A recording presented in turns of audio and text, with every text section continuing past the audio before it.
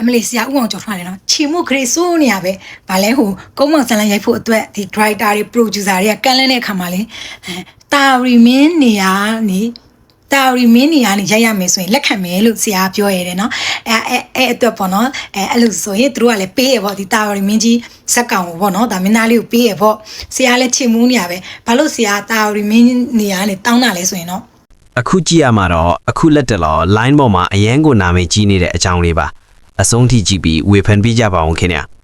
ဒီတာရီမင်းကြီးကသူကဗာလဲ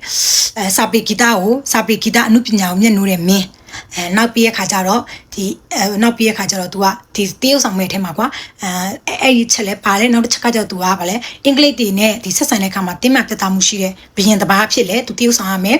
ပြီးရခါကျတော့နောက်ဆုံးမှာသူစိတ်မနှံဘောနော်ယူသွတ်သွားတဲ့မင်းတဘာနေလေသူကတရုတ်ဆောင်ပြရမယ်ဆိုတော့ဒါဒီ character လေးတစ်ခုဝင်လိုက်တာနဲ့ဟိုသူတရုတ်ဆောင်ဒီသူလူအများကိုသူတရုတ်ဆောင်ပြရမယ်ဟိုဇက်ကွက်တွေအလက်အပြောင်းတွေကများတယ်ပေါ့ပြောချင်တာအဲ့ကြောင့်ပြိတ္တတွေကတော့အလစ်တက်လေးတော့ခံစားရမှာပေါ့ဟိုကွန်ဘီနာလေးပေါ့နော်ယူသွတ်သွားလို့ကြည့်ရမှာဆိုတော့လေနော်နောက်ဆုံးအဓိကသူကဘယ်အခန်းနဲ့ဘယ်လိုတွေပြမလဲတော့မသိဘူးပေါ့နော်အဲ့မှာပေါ့ကိုရီးယားမင်းသားတာဝရီမင်းကြီးဖြစ်သွားပြီဆိုတော့တာဝရီမင်းကြီးအကြောင်းလေးကိုအလစ်တဲလေးပြောပြမယ်တာဝရီမင်းကြီးကဘာတူလဲဆိုရင်အလောင်းဖျားရဲ့မြင့်ပြီးတော့ဘိုးတော်ဖျားရဲ့မြေဘိုးတော်ဖျားဆိုသိရမလားစကိုင်းမင်းနာမည်ကြီးပဲလေဘိုးတော်ဖျားရဲ့မြေပြီးတာဝရီမင်းကအမှန်ဆိုအရန်ကောင်းတဲ့မင်းကောင်းမင်းမြတ်လားဆိုတော့အရင်ဘရင်တွေအကုန်လုံးကတော့ဒီလိုပါပဲနန်းအောင်လူခဲ့ကြပါလေနော်ဒါတော့တာဝရီမင်းကြီးကဒါကိုရီးယားမင်းသားစိုင်းရီမူကပေါ့ကွယ်စိုင်းရီမူက तू ကဘာကြီးတော်မင်းစီကနေမှာသူ့အကိုဖြစ်တဲ့ဘာကြီးတော်မင်းစီကနေ तू ကအာနာကိုလူမှာတီနန်းကိုလူမှာဘာဖြစ်လို့လူရလဲဆိုတော့အဲ့ဘာကြီးတော်မင်းလက်ထက်မှာဘာကြီးတော်မင်းကဒီအင်္ဂလိပ်တွေနဲ့ပရမမြန်မာစစ်ကို तू ကအဲ့လိုပေါ့စစ်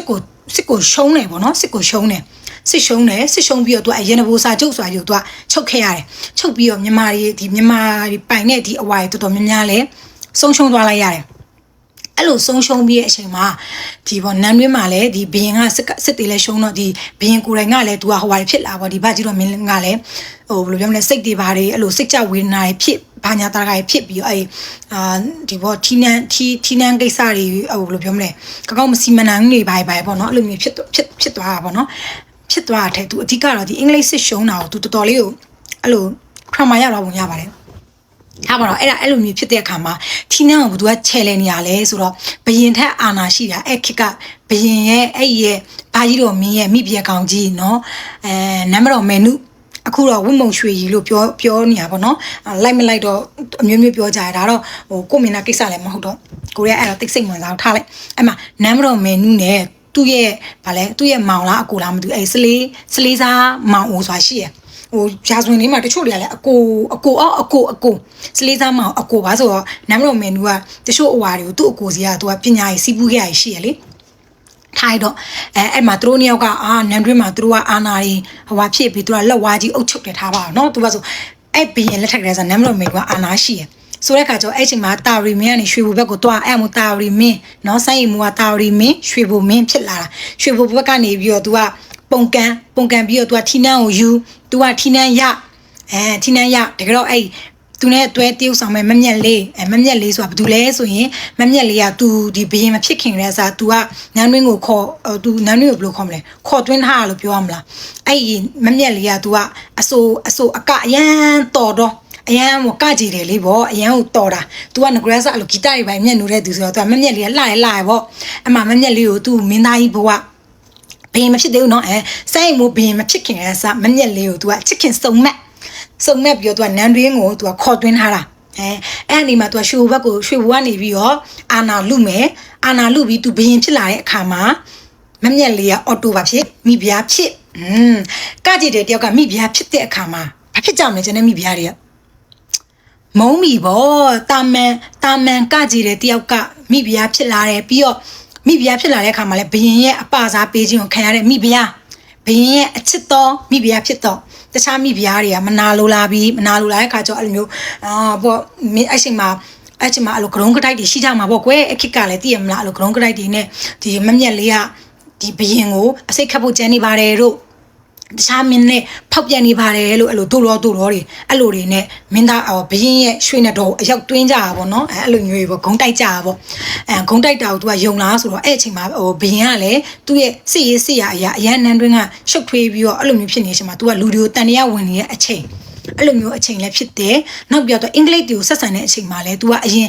သူ့ရဲ့အကိုဖြစ်တဲ့ဘာကြီးတော်မင်းနဲ့ဒီစုပ်ချုပ်ဗာလဲစာချုပ်ချုပ်ထားတဲ့ရန်တဘိုးစာချုပ်ကို तू လက်မခံဘူးဒါမြန်မာတွေကိုတစ်ဖက်သက်ကြီးပေါ့ तू ကလုံးဝလက်မခံဘူးလက်မခံမဲ तू ကဘာလုပ်ချင်လဲဆိုတော့ तू ကစစ်ဖြစ်ချင်တယ် तू ကမနိုင်နိုင်အောင်တိုက်မယ်ဒါပေမဲ့တိုက်နိုင်တဲ့အင်အားလက်နဲ့အင်အားရှိလားဆိုတော့မရှိဘူးအင်္ဂလိပ်တွေကစစ်မဖြစ်ချင်ဘူးမလိုချင်ဘူးအင်္ဂလိပ်တွေကအဲ့ချိန်မှာဘာဖြစ်ချင်တာလဲဆို तू ကမြန်မာနဲ့ तू ကကုံတွယ်ရေးအရာ तू ကအဆင်ပြေချင်တာ तू ကသူတို့အင်္ဂလိပ်တွေက तू ကအဲ့ target ကို तू ကကုံတွယ်ရေးကို target သွားတာအဲ့ချိန်ကလေ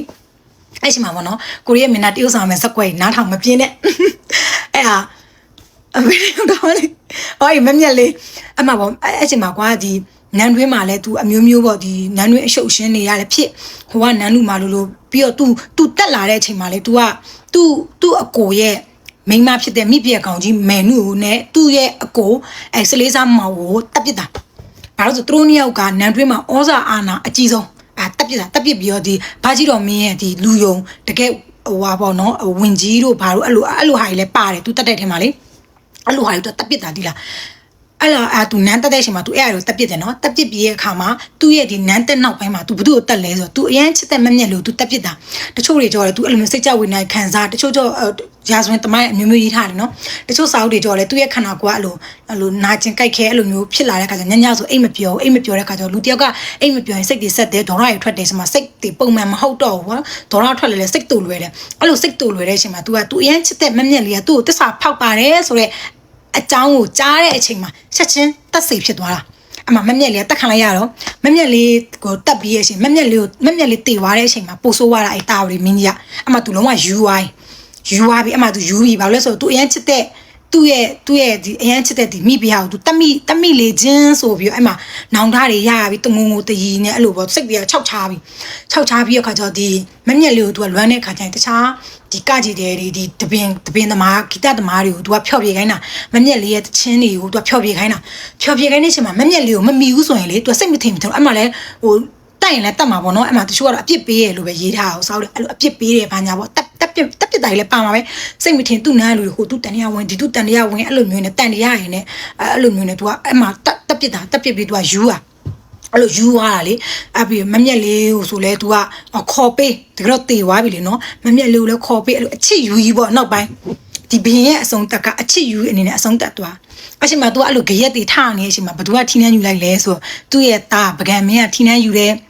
သူ့ရဲ့သားပကံမင်းကလည်းနိုင်ငံကိုတည်ငြိမ်အောင်မအုပ်ချုပ်နိုင်ဘူးဆိုတဲ့အချိန်မှာသူ့ရဲ့ညီဖြစ်တဲ့မင်းတို့မင်းကနေပြီးတော့ပြန်ပြီးတော့အာဏာယူတယ်အဲ့လိုမျိုးတာဝရီမင်းရဲ့သားမင်းတို့မင်းနဲ့ပကံမင်းမင်းတို့မင်းဘသူတာဝရီမင်းကဘသူလဲဆိုတော့အဲ့လိုဘိုးတို့ဝါဒဖြစ်မှာဆိုလို့မင်းတို့မင်းဆိုရင်လူတိုင်းဒီပါတိမှာလေမင်းတို့မင်းရဲ့အဖေအဲ့လာပြောပြအဲ့တော့ရှင်တို့ကရင်နာနဲ့ကြည်ရမှာနောက်ဆုံးအချစ်ယူရင်နာနဲ့ကြည်ရမှာအဲ့အမပြောကြပါတော့အဲ့ဆိုရင်ငိုရမှာပေါ့ဆရာလေအဲ့နဲ့ငိုတော့မသိဘူးပေါ့နောက်ဆုံးစိုက်မို့ယူရမှာတဲ့အမလေးမငိုပဲနေမလားကိုကြီးစားကြီးယူမှာဟောလေ